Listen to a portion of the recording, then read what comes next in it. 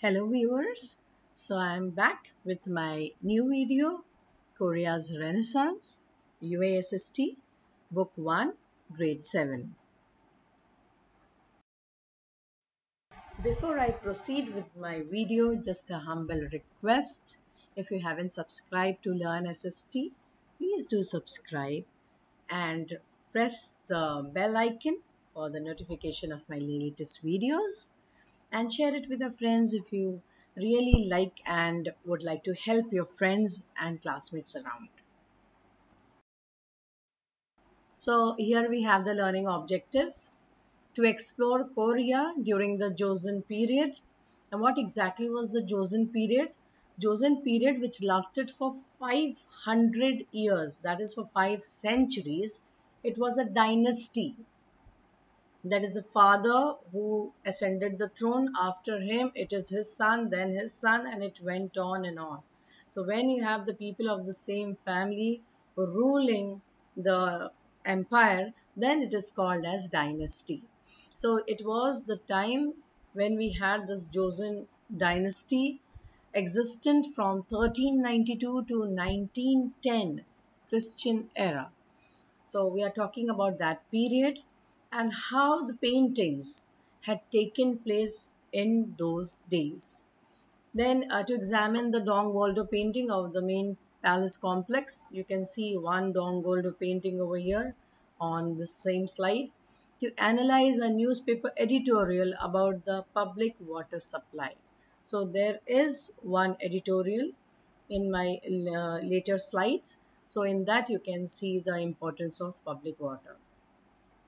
The UAE link, the selfless and great efforts of His Highness late Sheikh Zayed bin Sultan Al Nahyan brought about the development and modernization of UAE.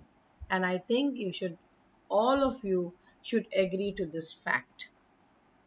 The cross-curricular link, it is linked with history as the topic deals with the life of the Koreans. That is, we are talking about the past, their town planning, their water consumption in the past, and so on. Now let us see the meaning of our word Renaissance. So the word Renaissance means rebirth or reawakening, something which was there, which was born, which was there for some time, and then it got dead, and after that again it comes to life. So that is rebirth. So Renaissance is what? Renaissance is nothing, but it is rebirth or reawakening.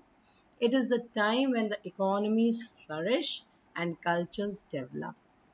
Now during this time, that is the Renaissance period in Europe, took place not on the same time, not during the same period as during the time of the Korean Renaissance. The Greek Renaissance took place long ago. Now everything was revolving around God. And in the Renaissance period, you find the shift, the spotlight shifts from God to we human beings. So you had the painters, the writers, the poets, all these people, all the different kinds of art forms which earlier used to talk or used to only revolve around God, now started talking about the beauty of the nature, the beauty of human body. So in this manner there was a shift, and that is the shift which we call it as Renaissance. Korea went through this particular period of Renaissance from 1400 to 1900 CE.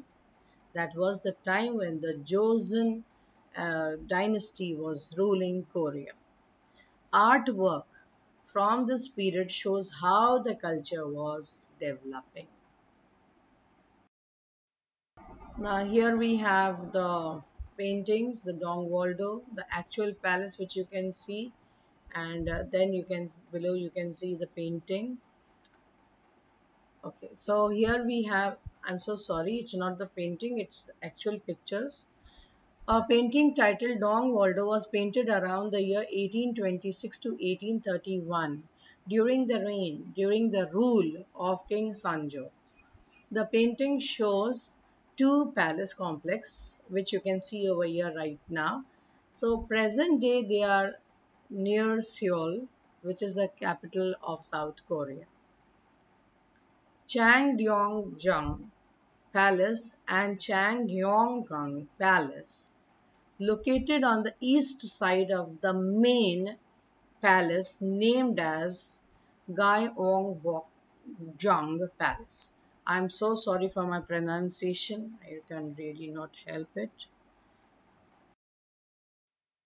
The painting shows the buildings from the bird's eye view. So over here you can see the entire painting, comprehensive painting. I've put up in one slide in one picture, but if you see, the painting fits to 16 folded screens, and the extent, that is the length of it, is almost 576 centimeters and 273 centimeters long. So you can see how extensive the painting was. Notice the garden landscapes and the planting of the trees. So you have to see over here in this painting, it is that how the complex was made and how the people in those days had the habitation. The habitation was, it was surrounded by a thick vegetation. So that bordered the city or the town which you can see over here, and which had the palaces also. So it's an aerial view. Now you have this activity one very much from your textbook. You can go through, you can write down the answers.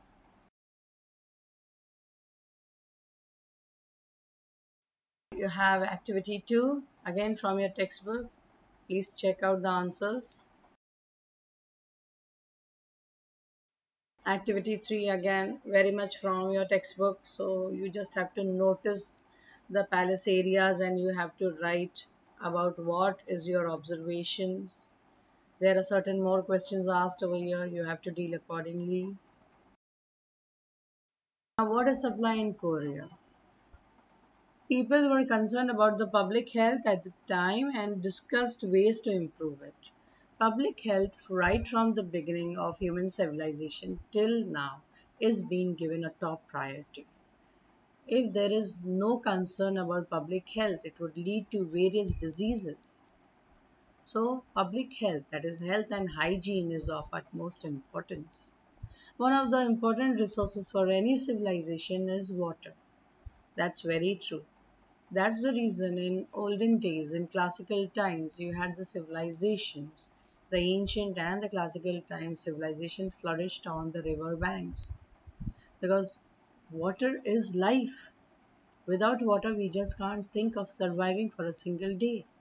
So now over here you have a piece of editorial, and this piece of editorial is taken from the Korean newspaper, and it reflects the following concerns. So these are the concerns, and this was published in on 30th of April 1896. Now, what are those concerns?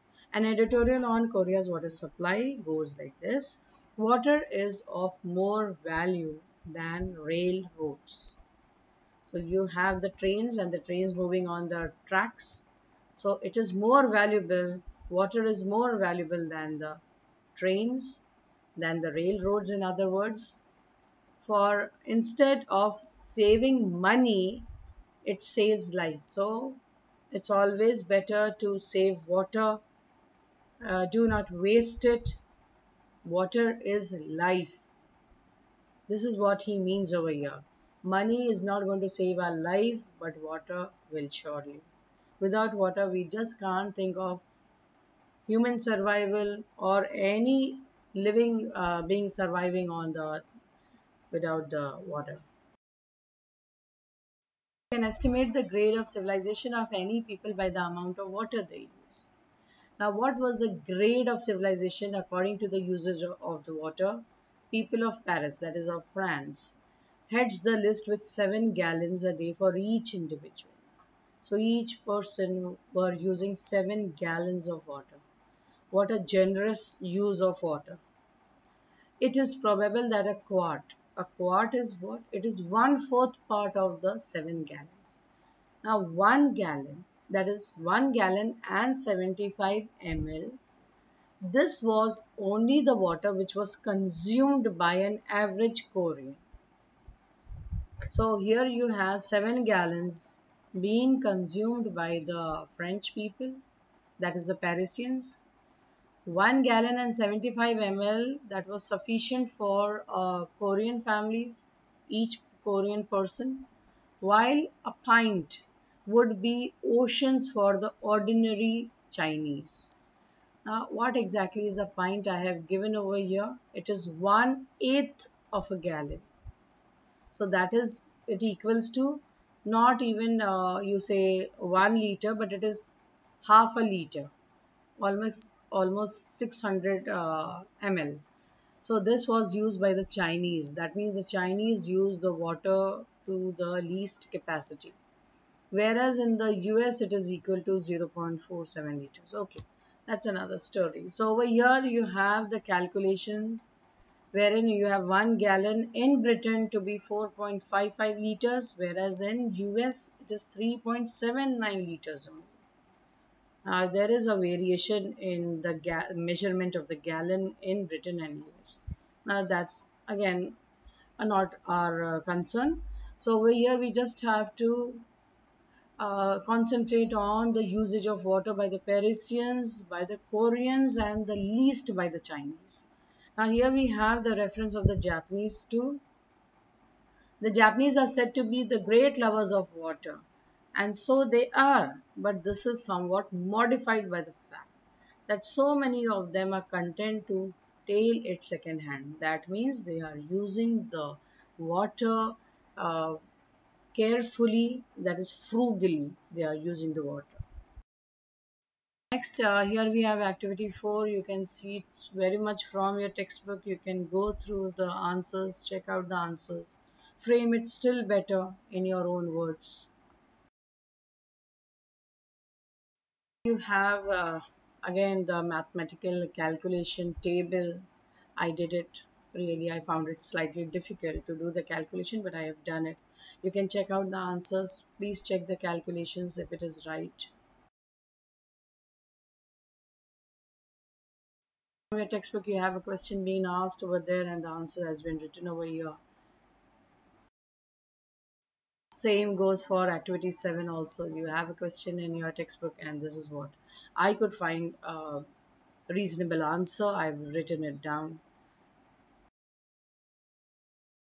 Finally, we come to the end of the video. Thank you so much for watching Learn SST, and please do subscribe to my channel. As always, this is my humble request. Before I conclude my videos, press the bell icon for the notification of my latest videos. Share it with your friends and your classmates so that even they can have some help from these videos. So see you next time with my new video. Till then, bye bye. Take care.